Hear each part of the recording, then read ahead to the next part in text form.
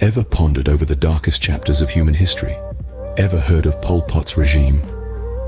In the annals of human history, few figures loom as ominously as Pol Pot, the leader of the Khmer Rouge and the Prime Minister of Democratic Kampuchea. His story begins in 1963, when he ascends to the helm of the Communist Party in Cambodia, setting the stage for a reign that would darken the pages of history. In the ensuing years, Pol Pot's influence grew, his ideology took root, and his vision for a radically transformed Cambodia began to take shape. Then, in 1975, the unthinkable happened. Pol Pot's regime took power.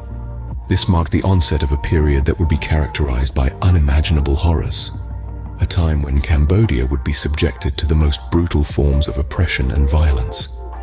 As the curtain of history lifts, we delve deeper into Pol Pot's reign, a period marked by unimaginable horrors.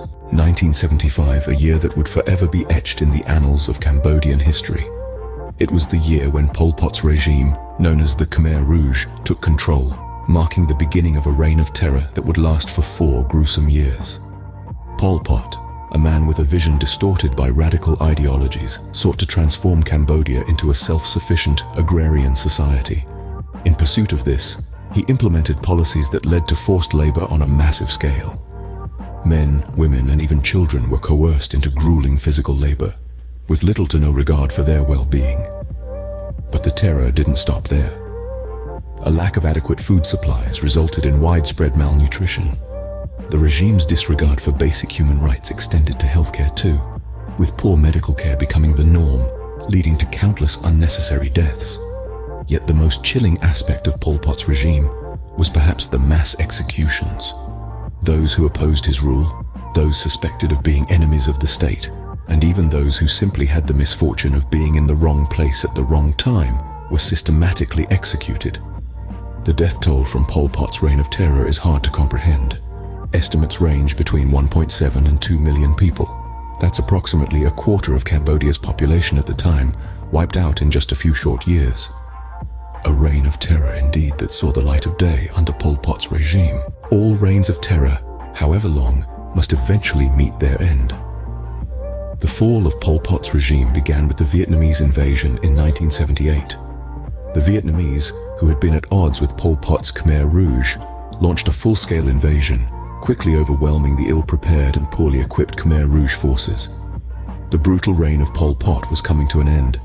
In the aftermath, the international community was horrified as the full extent of Pol Pot's atrocities were revealed. The world watched in stunned disbelief as tales of mass murder, forced labor, and widespread starvation came to light. The United Nations and other global bodies called for justice, leading to trials against the surviving members of the Khmer Rouge. Pol Pot himself managed to evade capture for many years, living in the jungles of Cambodia. It was not until 1997, nearly 2 decades after his reign ended, that he was finally arrested. However, he never saw the inside of a courtroom.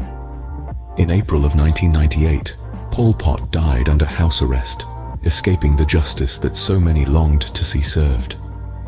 Pol Pot's reign serves as a stark reminder of the atrocities mankind is capable of, a dark chapter that history should never forget, nor repeat.